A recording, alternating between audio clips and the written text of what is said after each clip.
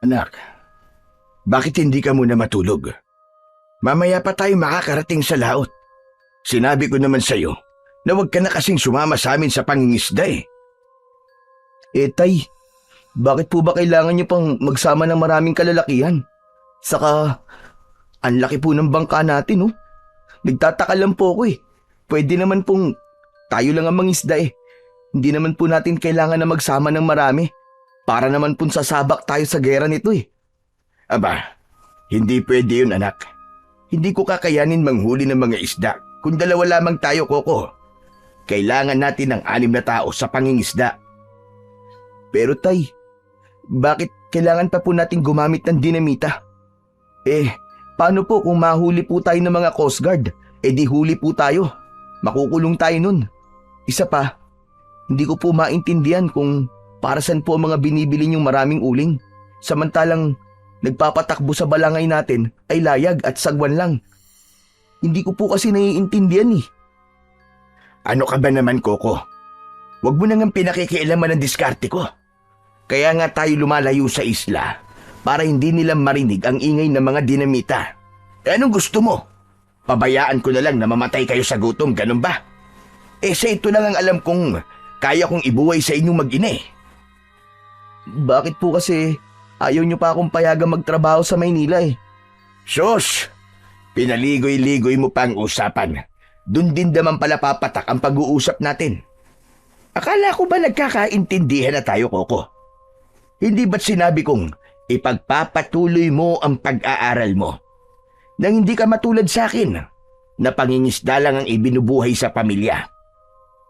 Tay, ayoko lang naman po kasi na tayo po ang maging dahilan ng pagkasira ng karagatan. Hindi po kasi maganda ang pakiramdam ko sa dagat. Para po bang mayroong panganib na naghihintay sa atin? Tumigil ka na nga. Mamalasin tayo niyan eh. Napaka-negative mo. Sige na, sige na. Ang mabuti pa ay matulog ka na. Gigisingin na lang kita mamaya kapag nasa laot na tayo. Saka pwede ba? Tanggalin mo na yung nervyos mo sa dibdib ba? Pati ako nahahawa sa iyo eh. Kailangan ko pang ihanda ang balangay.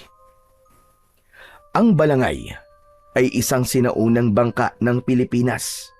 Nakilala bilang isa sa mga pinakamatandang uri ng sasakyang pandagat sa ating bansa.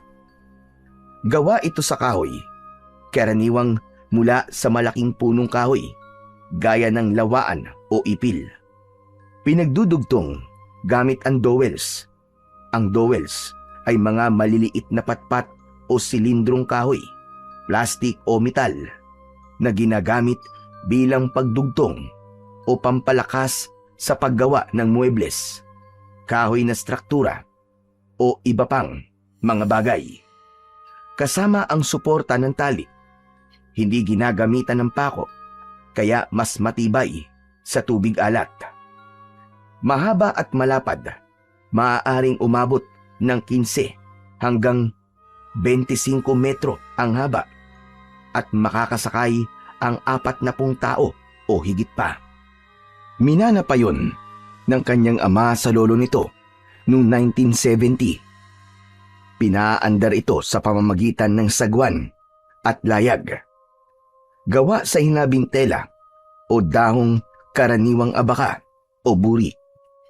Kapag hinipa ng hangin, ito ang nagtutulak sa balangay upang gumalaw ng mas mabilis at mas malayo nang hindi masyadong gumagamit ng sagwan. Depende yun sa direksyon ng hangin o lakas ng agos. Sa ngayon ay bihira na ang mga ganitong mga sasakyang pandagat. Kaya naman, sa kanilang baryo, ang kanyang amang si Mang Ramon na lang ang may ganong sasakyan. Nagamit na rin noon ng mga ninuno nito ang balangay sa paglalakbay, kalakalan at pakikipagdigma sa kapwa-pulo. Pero sa ngayon ay ginagamit na lamang nila ito sa pangingisda. Kaya lang, ang gawain ng kanyang ama ay iligal. Nanghuhuli ito ng isda sa pamamagitan ng pampasabog o dinamita. Kaya hindi maiwasan ni Coco ang hindi mag-alala sa tuwing nangingisda ang kanyang ama. Kaya sumama siya rito dahil palagi siyang nag-aalala. Umalik sa kasalukuyan ang nag-iisip na diwa ni Coco nang marinig nila ang mga sigaw ng mga lalaking kasama nila sa balangay. Tay, nagkakagulo po mga kasama natin! Aba, bakit kaya? Diyan ka lang anak ah. Hindi na hinintay pa ni Mang Ramon na sumagot ang kanyang anak na si Coco. Nagmamadali na itong sumilip sa tubig. Kaya naman, naisip ni Coco na tignan ng paligid, pati na rin ang laot. Nagtataka siya kung bakit kakaiba ang galaw ng tubig. Ganon din ang paghampas ng malalaking alon sa kanilang balangay. Lumamig bigla ang simoy ng hangin. Sumisipol na parabang isang banta na merong panganib na parating. Sa tulong ng maliwanag na sikat ng buwan, ay malinaw niyang naaaninaw ang nangyayari sa paligid. Mas lalong lumakas ang sigawan ng mga tao. Kulang na lang ay itaob ang kanilang sasakyang pandagat. Dahil sa hindi maintindiang sungit ng panahon, pinagmasdan ni Coco ang kanyang ama. Abala ito sa paghila ng malalaking lubid na ibinababa nila sa tubig. Yun ang pinakaangkla ng balangay upang mapigilan ang paggalaw ng sasakyan. Itiniklop ang mga layag at nag-aalalang napatanaw sa laot. Maya-maya pa ay bigla silang nakarinig ng kakaibang huni sa tubig. Tila natigilan ang 11 mga kalalakihan sa ibabaw ng balangay. Bigla rin ang pagtigil ng paghampas ng alon at nawala rin ang lakas ng hangin. Ngunit ang kakaibang huni ay nanatili. Dala ng pag-aalala ay lumapit si Coco kay Mang Ramon. Tay, ano po nangyayari? Hindi ko alam anak kung bakit biglang nagkaganyan ng panahon. Wala namang bagyo. Hindi rin ako sigurado kung bakit biglang nagbago ang ihip ng hangin. Lumakas ang alon at halos ilubog ang ating sasakyan ng malalaking ipo-ipong tubig. Sa tingin ko anak, nasa ibang direksyon tayo ng laot. Ngayon lang po nagkaganito ang dagat, Taya. Oo anak, tama ka. Ang alam ko, isa yung masamang pangitain o babala ng dagat para sa atin. Kung ganun po, Tay, kailangan na po natin bumalik sa bahay. Huwag na po tayong tumuloy, Tay. Kanina ko pa po talaga nararamdaman na parang kakaiba po ang paligid eh. Umalis na po tayo rito. Umuwi na po tayo. Hindi na natapos pa ni Coco ang kanyang mga sasabihin nang biglang sabay-sabay na namatay ang kanilang mga gasera. Nasira ang mga taklob nito at napuno ng pag-angil ang paligid. Isang kakaibang tinig ang kanilang narinig. Para bang nakakonekta sa kanilang puso. Ramdam na ramdam niya ang paggalaw ng kanilang balangay.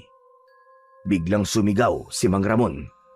Tila kampana yun sa kanyang pandinig dahil bakas ang takot sa boses ng kanyang ama. Mga kasama, ibaba mga sibat! Ihanda ang batong apoy! Bilisan nyo! Nariyan na sila! Tay, sino sila? Ano po sinasabi nyo? Mga isda anak, maraming isda. Mayaman na tayo kapag nakahuli tayo ng kahit isa lang.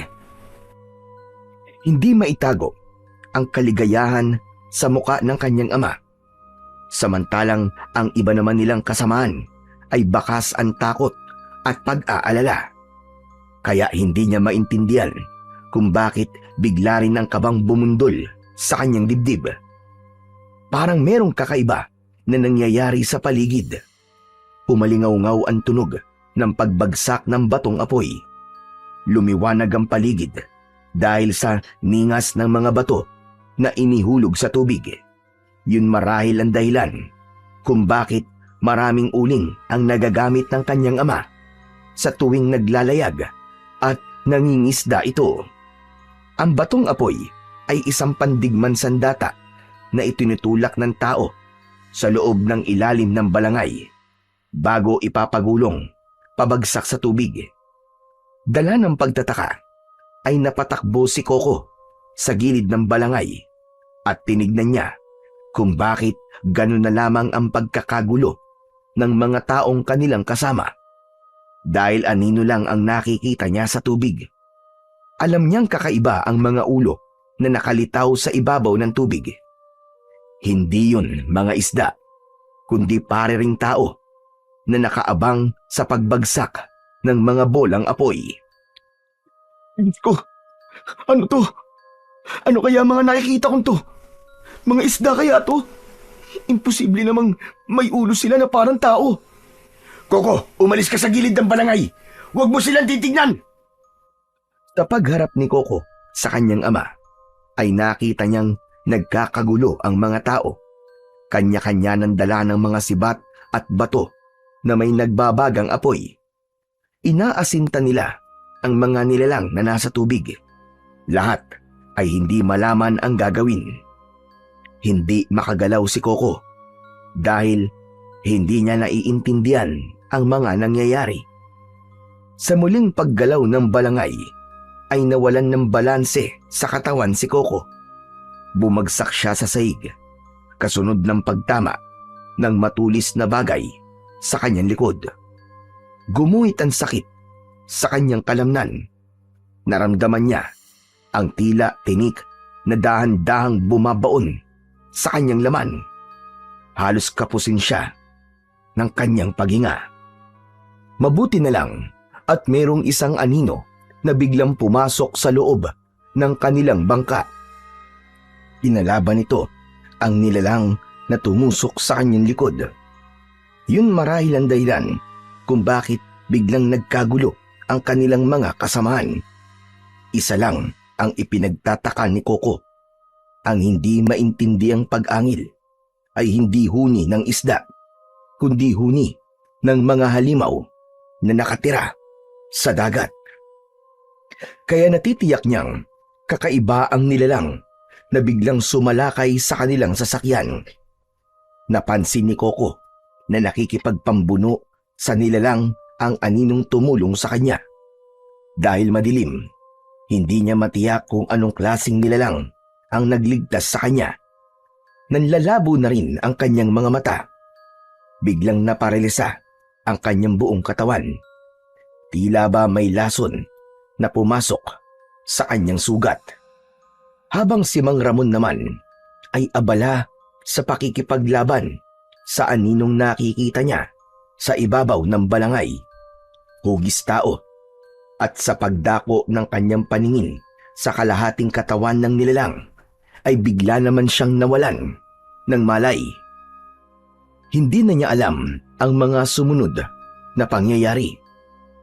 Kinabukasan ay nagising ang natutulog na diwa ni Coco sa malakas na boses ng mag-asawa. Nagtatalo ang mga ito sa labas ng kanyang silid. Galit na galit ang kanyang inang si Aling Sinaida sa nangyari sa anak.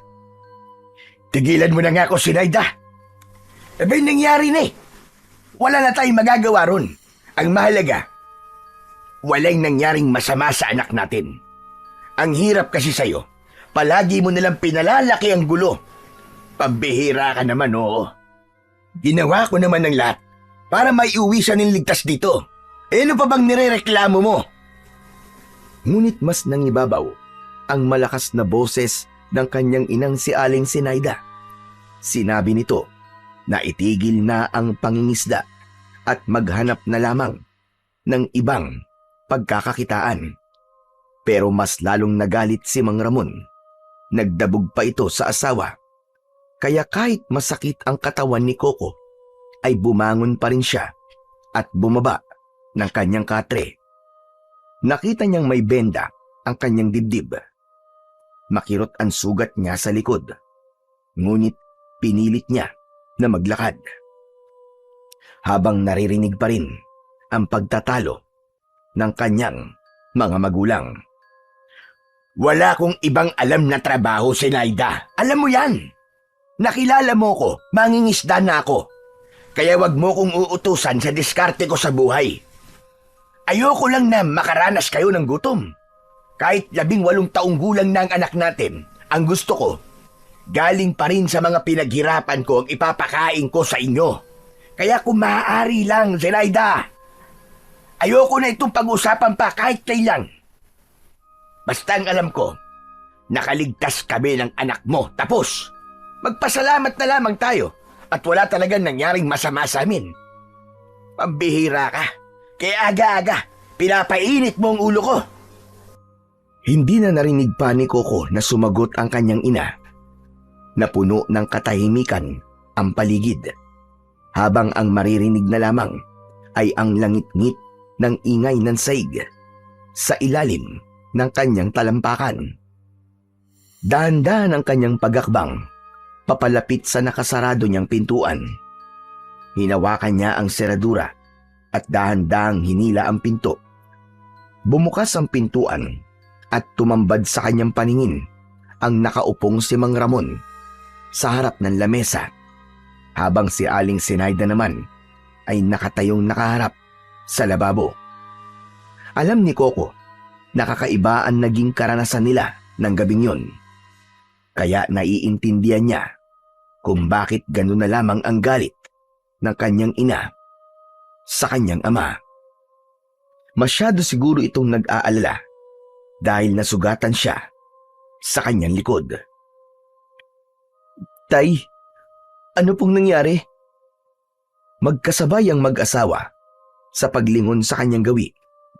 Napatayo si Mang Ramon at halata ang pag-aalala sa mukha nito. Agad itong lumapit sa kanya at hinawakan siya sa braso. Anak, kumusta na ang pakiramdam mo? Maayos naman na po ang pakiramdam ko. Bakit po ba kayo nagtatalo ni nanay, tay? Wala naman pong nangyaring masama sa akin eh. Ano po bang nangyari kagabi? Wala. Wala namang masamang nangyari, anak. Bigla ka lamang nawalan ng malay kagabi nang rumagasa ang maraming malaking isda. At tinamaan ka nila ng buntot sa likod. Mabuti na lang at hindi naman malalim ang sugat mo. Tay, alam ko na po. Kakaiba ang mga nilalang na nakita ko kagabi. Tay, hindi po sila mga isda. Sigurado po ako ron. Ano bang nilalang ang pinagsasasabi mo, anak? Mga isda lang yun. Saka, hindi ko inaasahan na bigla kang tatamaan ng matulis na buntot ng isda sa likod mo. Nang mawalan ka ng malay, agad din naman silang nawala at naitaboy namin. Kaya huwag kang mag-isip ng ibang nilalang ang nakita mo. Madilim ang paligid, anak. Kaya akala mo, mga kakaiba sila. Pero tay, sigurado po ako sa nakita ko. Kung hindi nga po ako iniligtas ng nilalang na biglang lumitaw sa likuran ko, baka napahamak na po ako.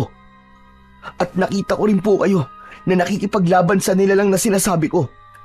Saka bakit kailangan niyo pong gumamit ng apoy na bato kung mga isda lamang po ang sumalakay sa atin kagabi? Sige nga po, tay. Anak, masyadong madilim ang paligid natin kagabi. Nagkakamali ka lang sa nakita mo. Baka epekto lang yun ng laso ng palikpik ng isda. Ang mahalaga naman, walang nangyari sa'yo. Talagang nawalan ka lang ng malay kagabi. Yun ang totoo. Hindi na ipinagpilitan pa ni Coco sa kanyang ama kung ano ang talagang mga nakita niya. Pero sa isip niya, alam niya na merong kakaiba sa laot. Kaya hindi na lamang niya kinulit si Mang Ramon habang ang kanyang ina ay ipinagpatuloy ang paghuhugas ng plato sa lababo. Hindi siya nito tinitignan at isa yun sa dahilan kung bakit naiisip niyang merong hindi sinasabi sa kanya ang kanyang ama. Yun ang kanyang palatandaan kapag may itinatago ang mga ito sa kanya. Lalo na si Aling Zenaida na hindi kayang magsinungaling sa kanya. Tay, gano'n na po ba kayo katagal na nangingisda? Aba, bakit naman pati yan naitanong mo pa, Coco? Gusto ko lang po talagang malaman kung bakit ang paraan ng panghuhuli niyo ng isda ay ganun. Nag-aalala lamang po ako na baka nagagalit na po sa atin ang karagatan, kaya umaahon na sila sa dagat. Sus! Ayan ka na naman sa mga paganyan-ganyan mo eh. Hindi ba't sinabi ko naman sa'yo na huwag kang mag-iisip ng mga ganyan, anak? Kaya kung ano-ano na lamang ang nangyayari sa atin eh. Pasensya na po kayo, Tay. Hindi lang po talaga mawala sa isip ko ang mga nangyari sa atin kagabi. Kahit ano pa pong sabihin nyo, hindi ko po talaga magawang paniwalaan kung totoo ba yung sinasabi nyo. Kalimutan mo na ngayon. Ang mahalaga nakaligtas ka. Sige na, sige na. Magpahinga ka na muna. Saka na lamang tayo mag-usap. Kailangan ko pang pumunta kay Kapitan para magbigay ng konting pampalubag loob para malakas ang kapit sa barangay. At isa pa, huwag ka na munang pupunta ng dagat ha, para mamingwit ng isda. Sumulyap si Mang Ramon sa gawi ng kanyang asawa nang mahalata nito na masama pa rin ang loob ni Aling Zenaida ay hindi na nito nilapitan ang kanyang ina. Zenaida, bahala ka na rito ha. Baka gabi na akong makauwi. Sasama pa ako kay Kapitan para magronda sa kagubatan. Ikaw naman, Coco, huwag ka na munang umalis, lalo na kapag gabi.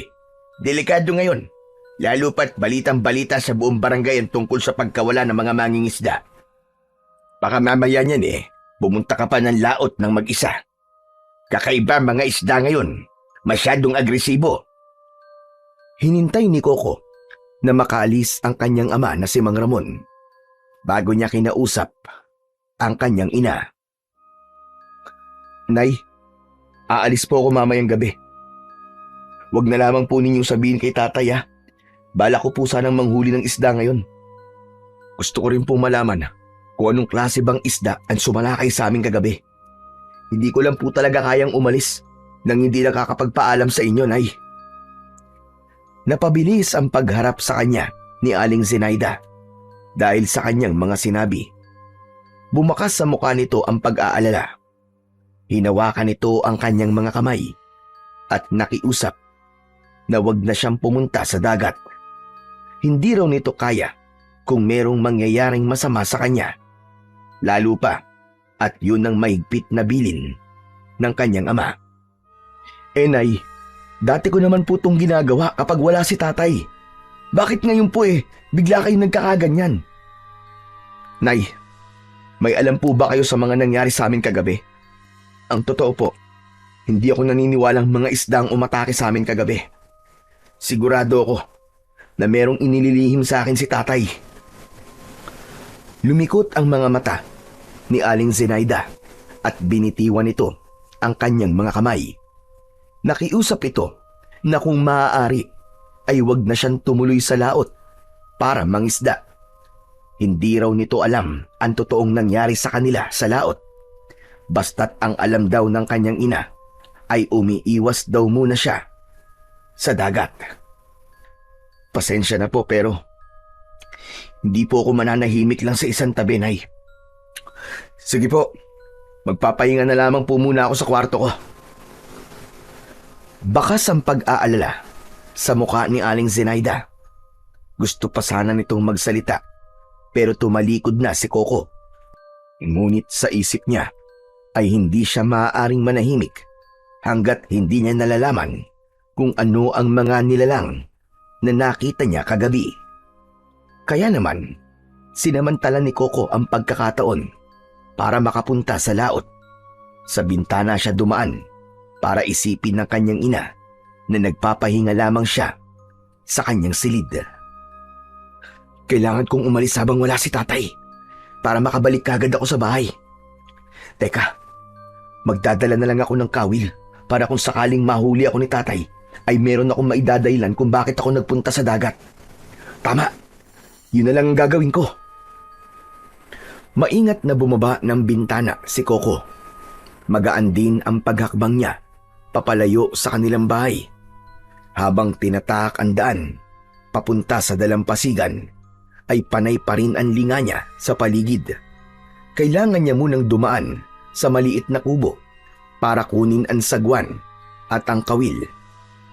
Pagtapat niya sa pinto ay sumulyap muna siya sa kanilang bahay bago tuluyang pumasok sa loob ng kubo.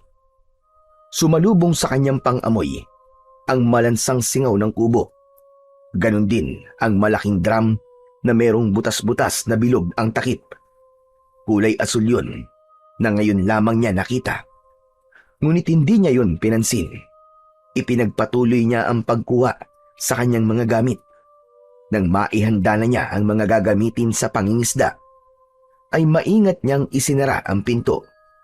Saka malalaki ang hakbang ng paa na pinuntahan niya ang pangpang ng dagat, kung saan ay naghihintay naman sa kanya ang maliit na bangkang demotor. Mabilis ang kanyang pagsakay sa bangka, sabay hila sa makina ng sasakyan. Umalingaw-ngaw ang tunog ng makina. Sa kanya mabilis na pinaandar. Bumundol ang kaba sa kanyang dibdib dahil ngayon lamang siya tumakas sa kanyang ina. Ngunit mas nanaig ang kagustuhan niyang malaman kung ano ang nakita niya ng gabing yun. Pagkalipas ng 1 oras na paglalayag, ay alam niyang nasa gitna na siya ng dagat. Kaya naman, sinubukan niyang ibaba ang kawil para manghuli ng isda habang naghihintay na makakita ng kahina-hinalang kilos sa karagatan. Nilagyan niya ng pain ang kanyang kawil, saka inihanda ang pamimingwit ng isda. Pagkalipas ng ilang minuto, biglang naramdaman ni Coco ang paggalaw ng kanyang kawil. Tila merong humila na isda sa kanyang hawak na kawayan. Ang kawil na gamit ni Coco ay gawa sa nylon o PC. Nakatali yun sa bilog na kawayan na kasinlaki lamang ng daliri ng kamay. Kaya naman, mabilis niyang itinaas ang kanyang kawayan. Pag-angat niya, ay nagulat siya sa kakaibang isda na pumatak sa kanyang bangka. Pakawag-kawag ang matingkad na kulay asul na isda hanggang sa biglang huminto ito sa paggalaw. Diyos ko! Anong klaseng isda to? Ngayon lang ako nakakita ng ganitong klaseng isda. Teka, hindi naman to tambakol. Hindi rin naman lapo-lapo. At lalong hindi rin naman bangus. Anong uring isda to? Nanlalaki ang kanyang mga mata na nakatingin sa makintab na kulay asul na isda na pumasok sa kanyang bangka. Dahan-dahan niyang hinawakan ng isda at hindi na yon gumagalaw. Habang ang kawil ay nasa bibig pa rin ito, saktong natanggal ang kawil sa bibig ng isda. Biglang lumakas ang ihip ng hangin. Lumakas din ang alon ng dagat na halos itaob na ang kanyang sinasakyang bangka. Ganon din ang naramdaman niya kagabi nang sinalakay sila ng mga nilalang. Bumundol ang kaba sa kanyang dibdib, kasabay ng pagdagundong ng ingay ng kulog at kidlat sa kalangitan, kasunod ng pagpatak ng ulan sa kanyang bangka. Kaya naman, napilitan na siyang paandarin ang makina ng bangka para makaalis na kagad sa lugar na yon, habang ang isda ay nasa kamay niya pa rin. Pagkalipas ng 1 oras, ay ligtas naman siyang nakauwi sa kanilang bahay. Walang ulan at wala rin ang malakas na hangin. Pambihira naman, oo. Akala ko pa naman makikita ko na ang mga nilalang na sumalakay sa amin kagabi. Parang pinauwi lang ako ng ulan kanina. Ay nako, siguro dahil na rin dito sa nahuli ko. Parang kakaibang isda eh. Teka, kailangan malinisan ko to. Mukhang masarap naman ang lasa ng kakaibang isda na to eh. Sayang, at namatay lang. Hindi mo na umuwi sa kanilang bahay si Coco. Diretso siya sa maliit na bahay na ginawa nilang tambakan ng mga gamit nila sa pangingisda. Balak niyang linisin muna ang isda bago umuwi. Pagpasok niya sa maliit na kubo, ay agad niyang nilapitan ang maliit na lababo. Dati nilang bahay ang kubo na yon, bago sila lumipat sa malaking bahay. Habang inihahanda niya ang isda, ay meron siyang kakaibang nararamdaman sa loob ng kubo. Pakiramdam ni Coco ay merong nakatingin sa kanya. Kaya naman, panay ang linga niya sa kanyang paligid. Ngunit wala naman siyang napapansin na ibang taong naroroon, maliban sa nag-iisang drum na nakatayo sa gitna. Baka guni-guni ko lang yun. Ang mabuti pa, simulan ko na lang ang paglilinis ng isda. Kesa naman, masayang to at itapon lang. Muling sinilyapan ni Coco ang hawak niyang isda at sinimulang hiwain ang tiyan nito. Sa kanya inilabas ang mga bituka ng kulay asul na isda. Ngunit bigla siyang nagulat dahil ang matingkad na kulay asul na isda ay naging kulay itim. Nawalan ng buhay ang kulay nito. Hindi siya makagalaw at hindi niya maipagpatuloy ang kanyang ginagawa. Gumapang ang takot sa kanyang katawan at bigla siyang nag-alala sa itsura ng kakaibang isda na nahuli niya. Naknang, ano to? Paano nangyari yun? Diyos ko, paano nagkaganito? Nawala ng kulay ang isda. Ano ba talagang klaseng isda to? Huwag ko na lang kayang kainin to. Baka mamaya may lason pa to't mamatay ako. Akma na sanang itatapon ni Coco ang isda nang maramdaman niya sa kanyang mga kamay ang matigas na bagay sa loob ng bituka ng isda. Dali-dali niyang binuklat ang bituka at nalantad sa kanyang paningin ang kakaibang kulay berdeng bato. Sa isip niya ay isang uri yun ng diamante na kung tawagin ay emerald. Matagal niya ng pangarap na makakita ng ganong klaseng bato dahil maaari na silang makaalis sa lugar na yon at matitigil na ang kanyang ama sa iligal nitong pangingisda. Pero hindi rin niya lubos maisip kung paanong nagkaroon ng emerald sa bituka ng kulay asul na isda. Dala ng matinding pagkasabik ni Coco na malaman kung totoong emerald yon ay pinagmasdan niyang mabuti ang bato sa ere.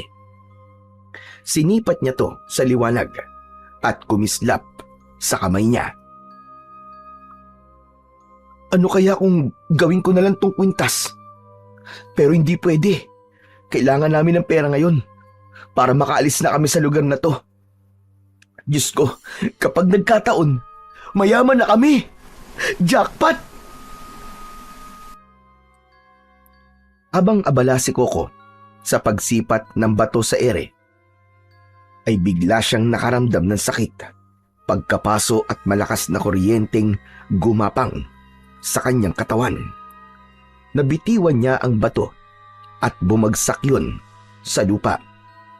Pero ang sakit ng pagkapaso ay tila nararamdaman pa rin niya sa kanyang mga kamay. Biglang nanginig ang kanyang tuhod. Nagtataka siya sa kanyang naramdaman. Tila ba merong bumalot na malakas na bultahe ng kuryente sa kanyang katawan. Sinundan niya ng tingin ng bato at naghanap siya ng basahan na magagamit niyang pansapin para damputin ang bato. Dala ng takot ay maingat niyang kinuha ang bato. Gamit ang nakuwang basahan ay inilagay niya yon sa kanyang bulsa. Umaasa pa rin siya na ang batong nakuha niya ay isang emerald. Ang emerald ay isang uri ng mamahaling bato na kulay berde. Kadalasang ginagamit ito sa paggawa ng alas gaya ng singsing, kwintas o hikaw. Ang mga mataas ang kalidad na emerald ay may malalim at matingkad na berde na kulay at kadalasang galing sa Colombia, Zambia at Brazil. At kapag nagkataon ay siya ang kauna-unahang magkakaroon ng emerald sa kanilang baryo at nakuha pa niya sa bituka ng kulay asul na isda. Napaatras si Coco at nabanggaan niya ang kulay asul na drum. Bumagsak ang bagay na yon sa lupa. Akala niya tubig ang laman nun, ngunit nang marinig niya ang boses ng isang lalaki ay natigilan siya at saglit na nakalimutan ang tungkol sa bato na nakuha niya. Sino yan? Lumabas ka! Lumabas ka sa drum na yan!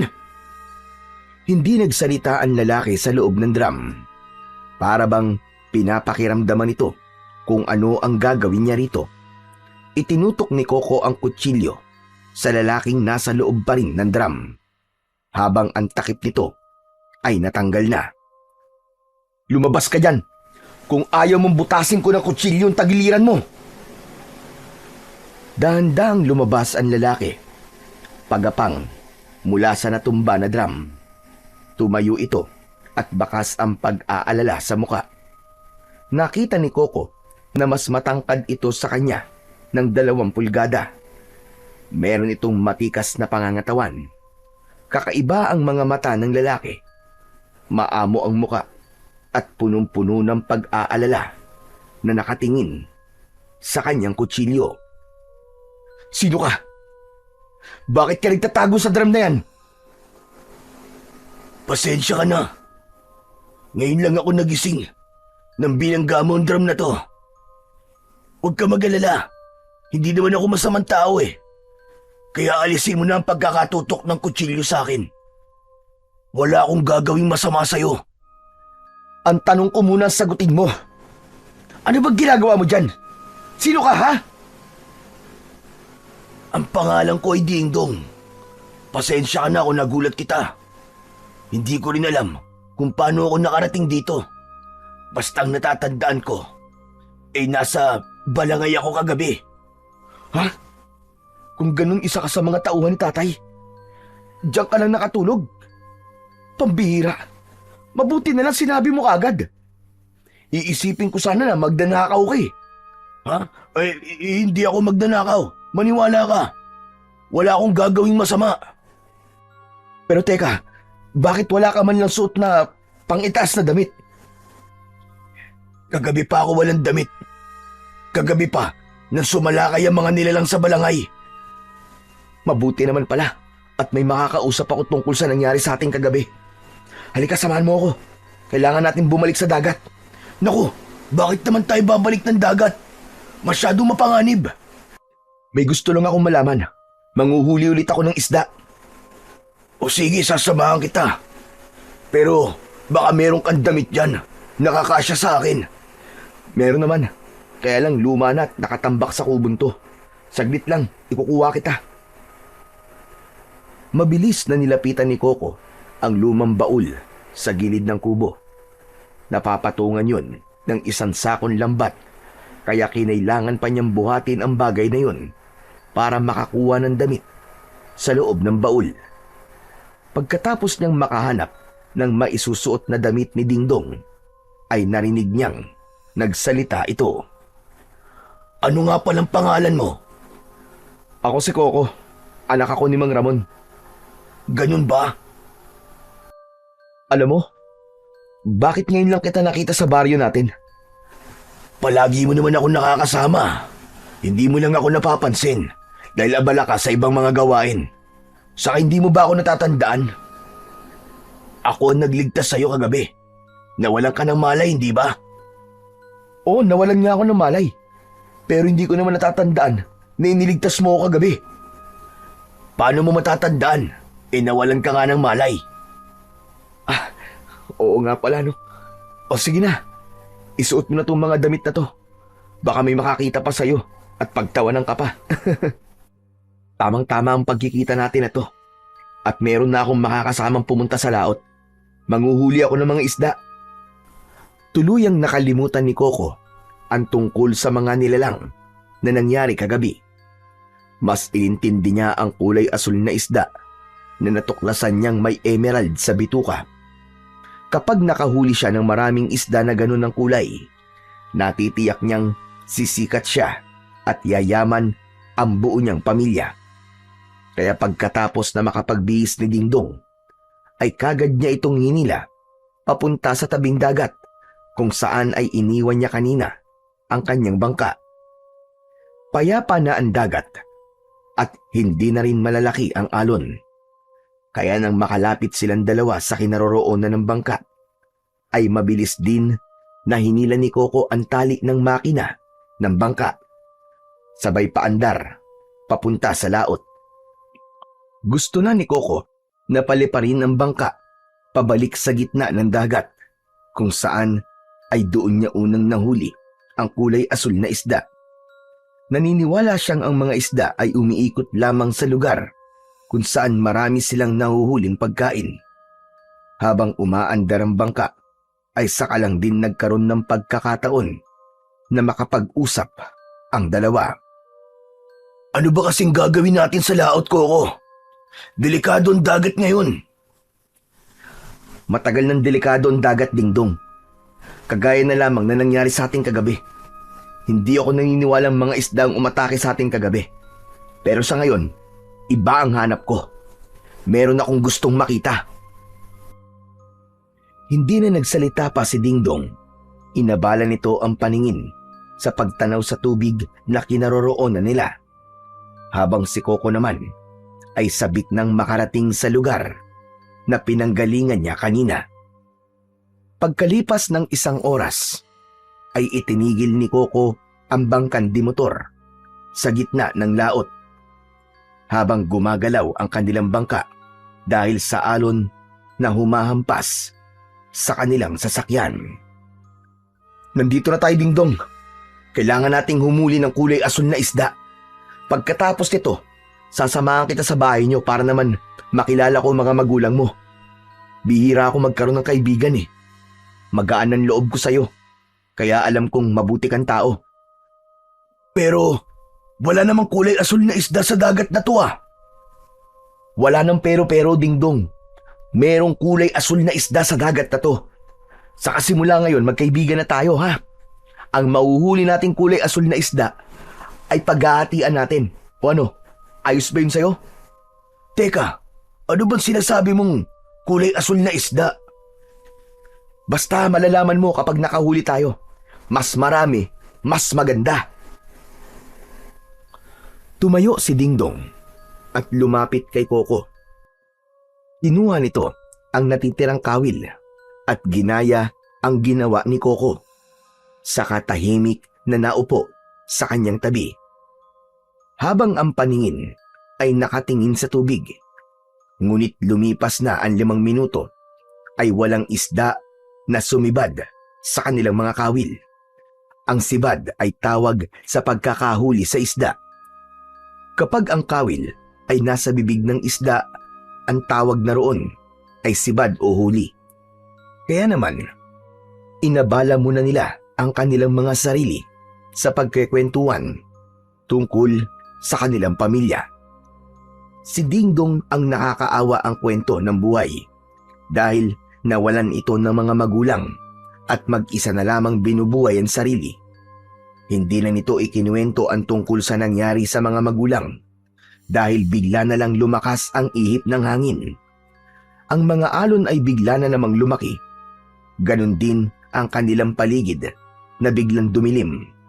Imbis na matakot si Coco, ay parang natuwa pa siya dahil iniisip niyang senyalis yun na makakahuli ulit sila ng kulay asul na isda. Ngunit hindi yun ang nangyari. Pakiramdam niya ay merong nilalang na nasa ilalim ng kanilang bangka. Tumagilid yun. Kaya naman ay bumagsak si Coco sa gilid ng bangka. Napahampas ang kanyang tadyang, pati na ang kanyang puwet. Napaigik siya sa labis na sakit. Nabitiwan niya ang kawil at nahaplos niya ang bahagi ng kanyang katawan na nasaktan. Naramdaman niya ang pagguhit ng matinding kirot sa bahagi ng kanyang katawan. Agad na lumapit sa kanya si Dingdong para alalayan siyang tumayo. Ayos ka lang ba, Coco? Nahulog na sa tubig ang kawil. Ang mabuti pa kaya ay umalis na tayo rito. Baka abutan pa tayo dito ng pagtaas ng mga alon eh. Delikado tayo rito. Pero hindi naman sana tayo magkakaganito kung walang bumangga sa bangka natin. Naniniwala talaga ako na mga halimaw sa dagat ang mga sumalakay sa atin kagabi. Bakit ba gusto mo pang malaman kung anong klaseng nilalang ang sumalakay sa ating kagabi? Hindi ka ba nag-aalala para sa buhay mo? Tara na! Sa ibang araw na lamang tayo mangisda. Bigla kasi akong kinabahan sa lugar na to. Para bang may mga nakatingin sa atin. Isa pa, kailangan mo munang ipatingin sa albularyo ang nangyari sa tadyang mo. Saka lang naramdaman ni Coco ang matinding sakit na walang kapantay. Kaya naman, si Dingdong na ang humila sa tali ng makina para muli itong buhayin. Nang umalingaw-ngaw ang ingay ng motor, ay tila nawala ang nilalang na bumangga sa kanilang bangka. Bakas ang pagkadismaya sa anyo ni Coco dahil wala silang huli na isda. Kapag nagkataon ay malalaman ng kanyang ama at ina na pumunta pa rin siya sa laot sa kabila ng pagtutol ng mga ito sa kanya. Panay ang buntong hininga ni Coco habang nakatingin sa likod ni Dingdong na siyang may hawak naman sa timon para sa kanilang direksyon pabalik sa Pangpang. Ang timon ay isang bahagi ng sasakyang pandagat na ginagamit upang makontrol ang direksyon ng bangka. Isa itong uri ng manibela. Maya-maya pa ay natatanaw na ni Coco ang malaki nilang balangay sa dalampasigan. Merong iilang kalalakihan na nag-aayos sa mga nasirang parte ng sasakyan. Pagkalipas ng ilang sandali ay narating na nila ang dalampasigan. Agad siyang inilalayang makababa ni Dingdong habang hindi naman sila napapansin ng mga kalalakihang nag-aayos sa balangay. Walang makapagsusumbong sa kanya sa kanyang ama na si Mang Ramon. Coco, may alam ka bang albularyong makakagamot sa bali mong tadyang? Hindi naman to nabali eh. Nabugbog lang siguro to. Grabe namang kamalasan na nangyari sa akin. Kung alam ko lang na magkakaganito ako, hindi na ako bumalik sa laot. Aray, ang sakit. Ikaw naman kasi tong gustong bumalik dun eh. Di ko nga alam kung bakit kailangan mo manghuli ng kulay asul na isda. Eh sa tagal ko nang nakatira sa lugar na to, eh wala pa naman ako nakikitang ganong klaseng isda. Oo na. Wala na akong wala. Nakakainis lang. Wala na nga nahuli. Nabalian pa yata ako ng tadyang, aray ko. Aray. Tara na. Ikaw na magturo ng direksyon ng daan papunta sa bahay ng albularyong gagamot sa'yo. Naalala ni Coco ang 60 taong gulang na albularyong si Lolo Toyo. Magaling ang matanda pagdating sa mga pilay. Konting haplos lang ng kamay nito ay agad na nawawala ang masakit sa katawan ng nagiging pasyente nito. Kaya alam niya na matutulungan siya ng matandang albularyo. Kaya lang naman Lolo Toyo ang tawag sa matanda ay dahil sa madalas nitong pagkikwento ng mga kababalagan na nangyayari nung sinaunang panahon at kabataan nito. Pati nga kwento ng ninuno nito ay alam pa ng matanda. Kaya sa panahon talaga nila ngayon ay iisipin ng iba na malaki na ang sira ng ulo ng matanda. Kaya nga may toyo. Pero sa kabila naman ng lahat ay marami pa rin ang naniniwala sa kakayahan at abilidad ng matanda sa panggagamot. Habang tinatahak nila ang daan papunta sa bahay ni Lolo Toyo, ay abala rin ang isip ni Coco tungkol sa kulay asul na isda. Gusto niya nang makahanap ng maraming asul na isda. Hindi siya makukontento sa isa lang dahil balak niyang humuli ng mas marami. Para kapag marami na siyang pera, ay tutulungan niya ang kanyang mga kababaryo na maghanap na lang ng ibang pagkakakitaan para hindi na kailangang gumamit pa ng mga dinamita para manghuli ng isda at hindi masira ang likas na yaman ng dagat.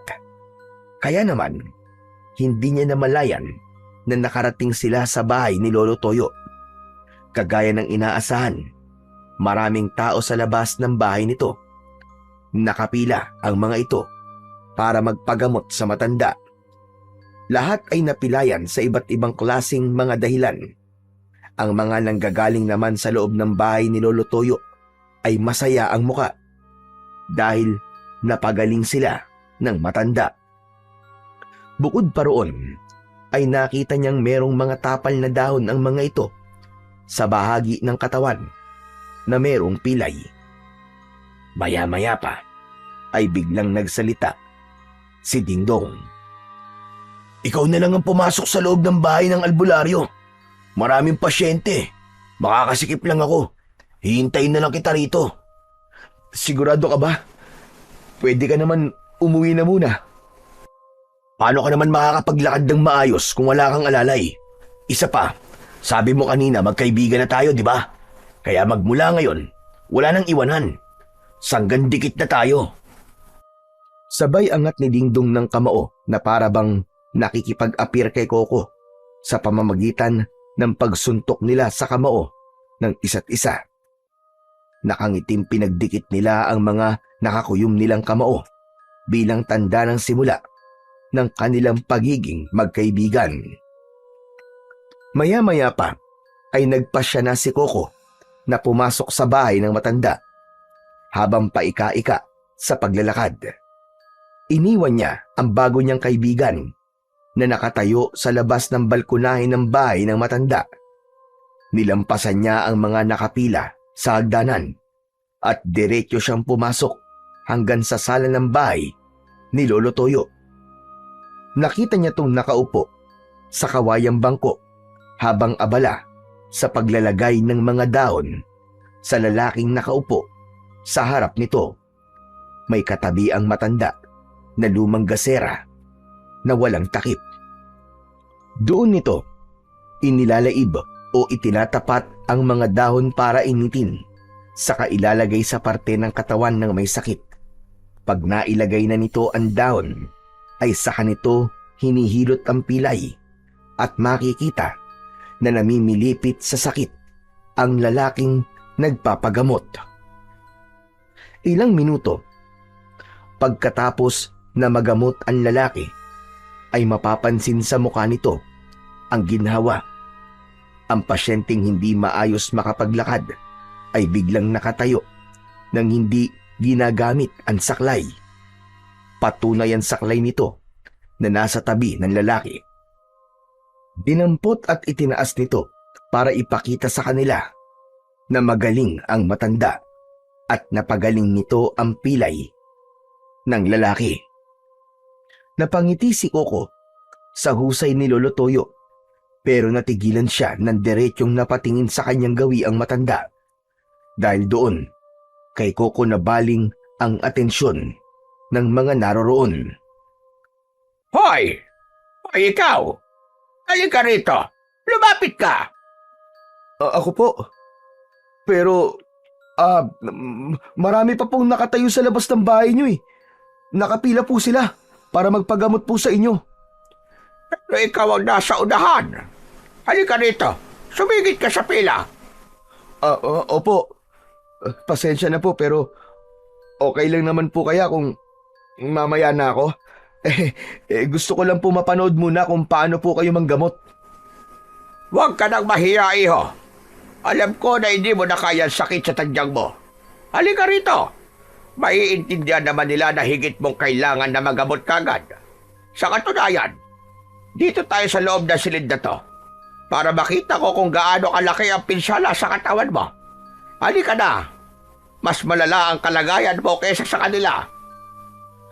Wala naman po akong pinsala eh. Talagang masakit lang po itong tadyang ko. Tumayo si Lolo Toyo at lumapit sa kanya. Inalalayan siyang pumasok sa itinuturo nitong silid kanina. Kaya wala nang nagawa si Coco, kundi ang sumunod sa matandang albularyo. Naramdaman niya ang mainit na palad ni Lolo Toyo sa kanyang braso. Pagkatapos ay inalalayan siyang maglakad papalapit sa pintuan. Maya-maya pa ay pumasok na sila sa maliit na silid ng matanda. Tumambad sa kanyang paningin ang mga boteng maayos na nakahilera sa estante. Tila mga langisyon na ginagamit ng matanda sa panggagamot. Maupo ka muna sa gilid ng katre at ihahanda ko ang mga gagamitin kong panghilot sa iyo. Habang umuupo sa gilid ng katre ang binata, ay abala naman ang kanyang paningin sa paglibot ng tingin sa loob ng kwarto ng matanda. Amoy insenso at kamangyan ang loob ng kwarto, habang ang maliit na bote na kinuha ng matanda ay merong kakaibang kulay. Kita ang kulay asul na likido sa loob ng bote. Bigla niyang naalala ang tungkol sa kulay asul na isda. Sige na, hubarin mo na ang short mo. Nagmagamot na kita kagad. Marami ang naghihintay sa akin na pasyente sa labas. Bakit po kasi akong inuna niyo, Lolo Toyo? Dahil mahihirapan ako kapag hinuli pa kita. Kapag hindi ka agad nagamot yan, ay mahihirapan kang makapaglakad. Samantalang ang mga pasyenteng nakapila sa labas ay kita naman ang mga sakit. Hindi masyadong malala ang kalagayan nila. Kaya't sige na, para matapos na tayo kagad. Mahiga ka na sa katre. Bilisan mo! Dumapa si Coco sa katre ng matanda. Ibinaba nito ang kanyang short at sinimulan na nitong hilutin ang kanyang tadyang. Naramdaman niya ang madulas na langis sa kanyang balat. Saka ang haplos ng kamay ng matanda. Nakatulong yun para guminhawa ang kanyang pakiramdam. Pero bigla nitong idiniin ang kamay sa kanyang tadyang. Kaya napasigaw siya sa sobrang sakit. Dumako ang hilot ng matanda hanggang sa kanyang puwet.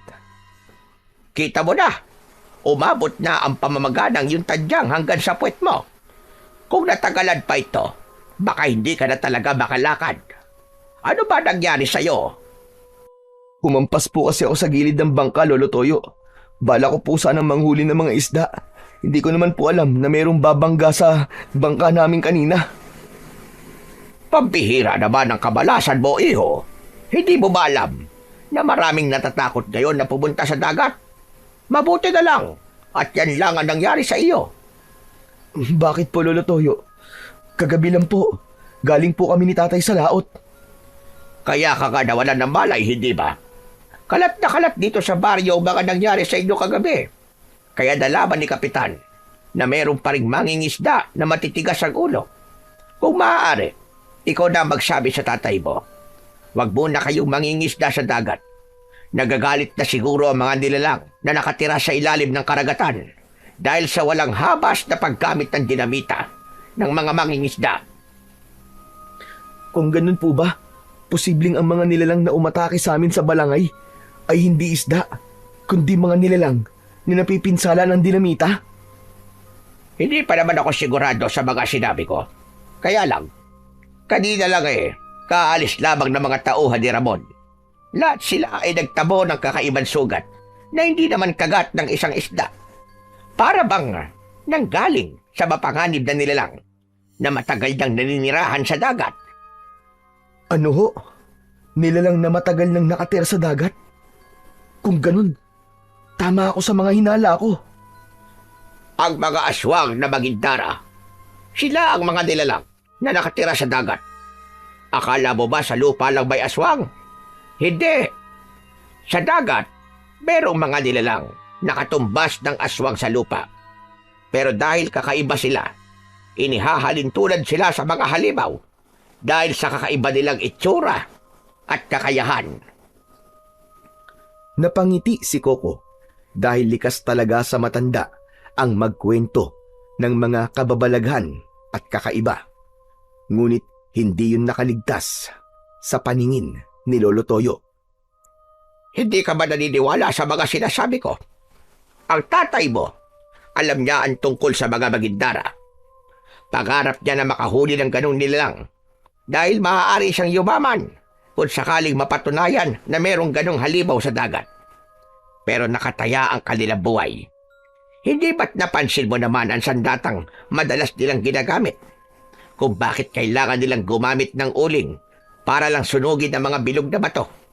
Yun ang kontra sa mga aswang na magindara. Lolo Toyo, tapos niyo na po ba akong gamutin? O sige na, tapos ka na. Teka, ako na magbabalik ng short mo para hindi ka mahirapan. Huwag ka munang magbubuhat ng mga mabibigat na bagay, ha? nang hindi bumalik at sakit sa tadyag mo. Huwag kang mag-alala. Hindi naman kita pipiliting maniwala sa akin. Ang mahalaga ay meron ka ng ideya sa nilalang na sumalakay sa inyo kagabi. Si Lolo Toyo ang umayos sa kanyang short dahil meron pa rin naman siyang nararamdaman na sakit. Pagtaas ng matanda sa kanyang salawal ay naramdaman niya na natigilan si Lolo Toyo. Meron itong nahawakan sa loob ng kanyang salawal. Saka lang din naalala ni Coco ang emerald na nasa bulsa niya na nakuha niya sa loob ng bituka ng kulay asul na isda. Teka, ano ba itong nakakapako sa bulsa mo? Iyan po ba? Nakuha ko po yan sa loob po ng bituka ng isdang nahuli ko kanina. Tingin ko nga po isa po yung emerald Patingin nga ako. Si Lolo Toyo mismo ang kumuha ng bato sa loob ng kanyang bulsa. Saka nakakunot ang noo na sinipat ang bato sa ere. Namutla ang matanda at bumakas ang takot sa anyo nito. Paano mo itong nahanap? Kung hindi ako nagkakamali, butya ito ng mahiwagang asul na isda. Tuluyang napatawid ng tayo si Coco nang makitang seryoso ang muka ng matanda. Hindi ito isang emerald na maaari mong ibenta, Coco. Sapagkat isa itong makapangyarihan na magagamit mo laban sa kampo ng kadiliman. Isang mutya? Laban sa kampo ng kadiliman? Seryoso po ba talaga kayo sa sinasabi nyo? Oo naman. Hindi ginagawang biro ang tungkol sa mga may hiwagang bagay na to. Lalo na kapag tungkol sa butya. Sige, hawakan mong butya. Biglang naalala ni Coco ang sakit na nararamdaman niya nang mahawakan niya ang bato. Nakaramdam siya ng sakit na malakuryente ang epekto sa kanyang kamay. Kaya sunod-sunod ang pag-iling niya at pagtanggi na hindi hawakan ng bato. Lolo Toyo, kayo na po magbalik ng bato sa bulsa ko. Nang mahawakan ko po kasi ang batong yan, ay naramdaman ko po ang sakit, parang napaso po ako sa apoy. Iyon ang patunay na isang ambutya na mahiwagang asul na isda ang nakuha mo. At naniniwala ko kaya mo na itong hawakan ngayon. Dahil nung una mo palang na mahawakan ang mutya na yan, ay lumipat na sa iyo ang kapangyarihan yan. Ito na lamang ang sagisag ng magbibigay ng bisa sa iyong kapangyarihan. Kaya mahahawakan mo na ang mutya, walang duda. Sige, subukan mo. Iniabot sa kanya ni Lolo Toyo ang mutya. Kaya nanginginig ang kanyang kamay na kinuha niya ang bato sa kamay ng matanda. Totoo ang sinabi nito. Hindi na siya nakakaramdam ng kakaibang reaksyon mula sa mutya. Kaya nakumbinsi ang kanyang sarili na totoo ang sinasabi ni Lolo Toyo. Alam kong hindi magiging madali na paniwalaan ang mga sinasabi ko. Pero yun ang totoo. Kung hindi ako nagkakamali, ikaw ang pinili na mahiwagang kulay asul na isda. Kaakibat nito ang isang misyon na pipigil sa mga aswang sa dagat. Mararamdaman din nila na wala na ang mutya sa kanilang balwarte o teritoryo. Ang isda mismo ang lumapit sa iyo. Pero namatay po siya at kasalanan ko po yun. Iyon ang sakripisyo ng isdang nagtataglay ng mutya, kapalit ng pangangalaga nila sa likas na yaman ng tubig. Ang paglitaw ng mutya ng mahiwagang kulay asul na isda ay senyales ng nalalapit na pagkalat ng salot, sakuna at panganib na magdudulot ng kaguluhan sa mga tao. Paano niyo pong nasabi ang tungkol sa salot, Lolo Toyo? Iyon ang paraan nila ng pag-aasik ng lagim sa mga tao na sumisira sa kanilang tirahan. Marami ang madadamay. Marami ang mamamatay kapag nagpakita ang reyna ng mga aswang na magindara. Ang pagpapakita ng kulay asul na isda ay palatandaan ng masamang pangitain ng muling pagdanak ng dugo sa baryo ng San Sinukob. Biglang bumundol ang kaba sa dibdib ni Coco sa sinabi ng matandang albularyo. Hindi niya maiwasan ang hindi mag-alala sa kanyang mga narinig mula sa matanda. Umalis ang matanda sa kanyang harapan at lumapit ito sa lumang aparador. Binuksan nito ang pinto ng aparador at kinuha ni Lolo Toyo ang kakaibang lumang papel na may nakataling itim na lubid. Nagtatakang napatingin si Coco sa hawak ng matanda at iniabot yon sa kanya. Dahan-dahan siyang naupo sa gilid ng katre habang hawak ang papel. Teka, ano po ang bagay na to, Lolo Toyo? Isang bakas ng nakaraan at sandatang magagamit mo laban sa mga kampo ng kadiliman. Sige, tanggalin mo ang tali. Yan ang magpapatunay ng nakaraan na hindi ko makakalimutan. Maingat at pigil ang hinga na binuksan niya ang lumang papel na ibinigay sa kanya ni Lolo Toyo. Tumambad sa kanyang paningin ang isang punyal na merong isdang nakaukit sa puluhan.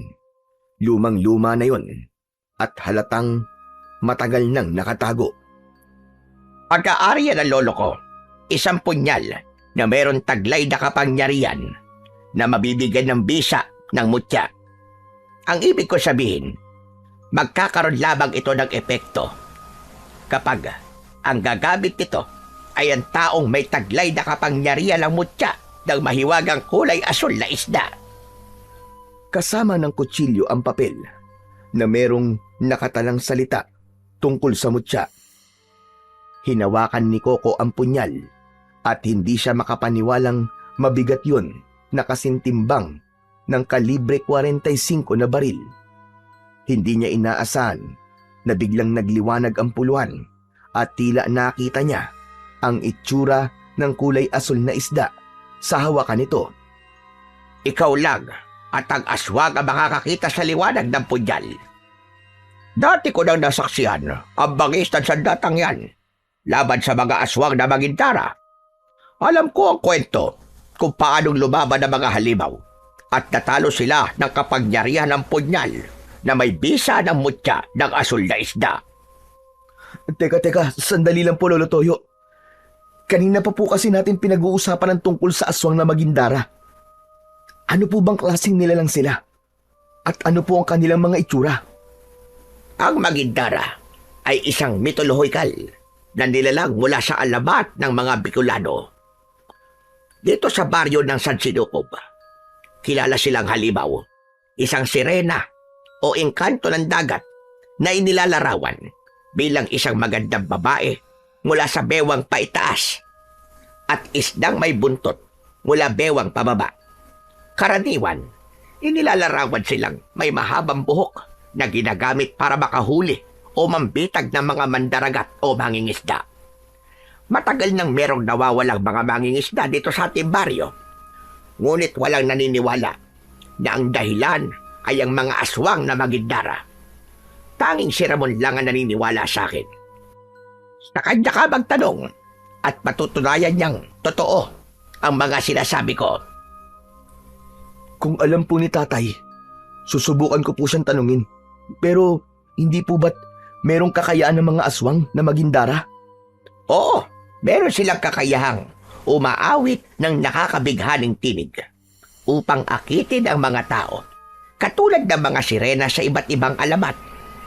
Ngunit sa iba pang bersyon, si Magindara ay mapanganib. Dahil ang kanyang awit ay hindi lamang nakakaakit, kundi maaaring magdulot ng kapahamakan sa mga taong hindi nakakaiwas. Pag nagtataglay ng ganong kapangyarihan, ay ang kanilang reyna na si Aleda. Walang iisang eksaktong itsura, pero kadalasan siyang inilalarawan na sirena na napakaganda, ngunit may aura ng panganib. Siya ang matindi mong magiging kalaban, maniwala ka.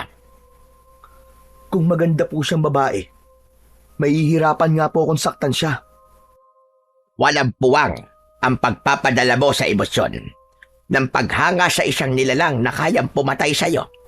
Kaya dapat handa ka sa paghaharap niyong dalawa. Nararamdaman ko ang nalalapit nilang pagbabalik dahil ginambala ng tatay mo ang kanilang tirahan para sa kanilang pansariling kapakinabangan. Ano pong ibig niyo sabihin, Lolo Toyo? Nararamdaman ng reyna na magindara na si Alena na mayroong bagong tagapagmana ang mutya ng mahiwagang kulay asul na isda. Kaya mag-iingat ka. Kalakip ng papel ang misyon kung paano mo ililigtas ang baryo laban sa mapaghiganting mga nilalang. Kaya ko po ba talaga silang labanan gamit ang mutya, Lolo Toyo? Oo, Koko. Sapagkat hindi yan ipagkakaloob sa'yo ng isda kung alam niyang mahina ang bagong itinakda.